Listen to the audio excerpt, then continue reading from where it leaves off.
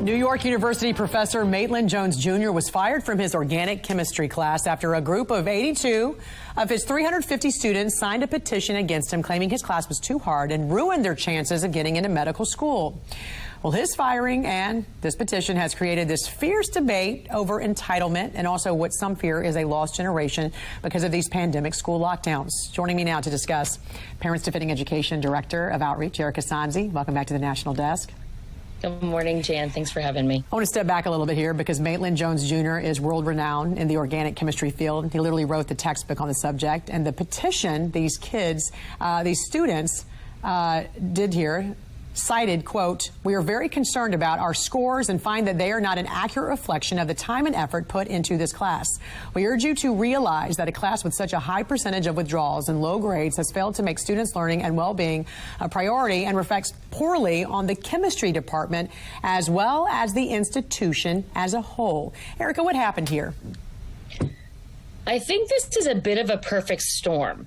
So first of all, for a long time, and I say this as a parent of 3 teenagers who are in school, I think that students have increasingly gotten the very wrong message that effort equals entitlement, right? So that they think if I work hard and put in effort, I'm entitled to success. I'm entitled to doing well.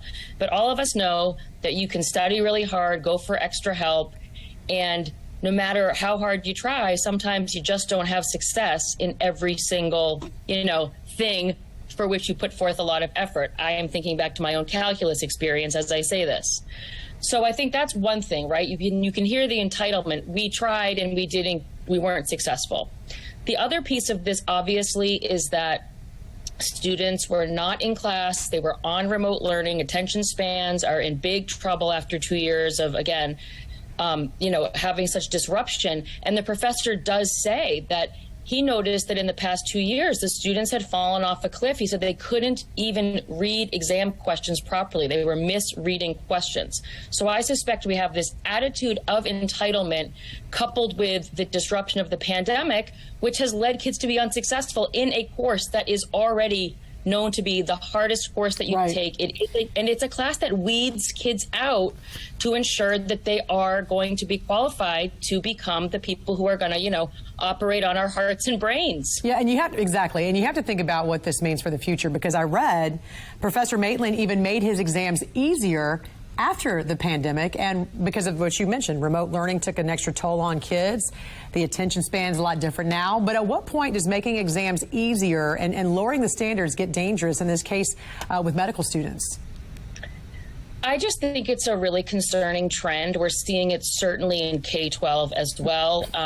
And again, at the college level, we might be less concerned if this was a philosophy class or a gender studies class. But when we're getting into topics that are so important for, the health of the community, for those of us who, are going to need really, really smart people to know what they're doing, I think that this gets really concerning. I also think it sends a very bad message, again, that you're entitled to something regardless of your level of mastery.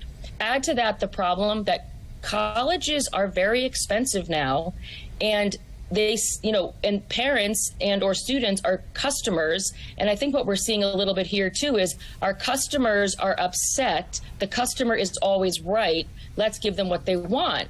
But that's just a terrible trend. And certainly as a parent, I would never want, my children to be getting messages that they are qualified or know things that they don't.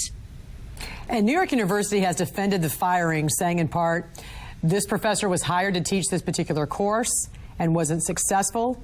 That's the sum of it. They have that right to do that. This man does have a 40-plus year career, but is this something that we're going to start seeing more of? Blame the teacher, blame the professor? Oh, well, we already do see that. And again, there's details to this that, we don't know about. So nobody knows exactly what's going on here. He is in his 80s. They said that he had sort of a condescending or demeaning tone. But again, like welcome to life, like we all are going to have bosses that sound that way sometimes too. So we don't know exactly what happened here, but because we're seeing the same thing in K-12 where,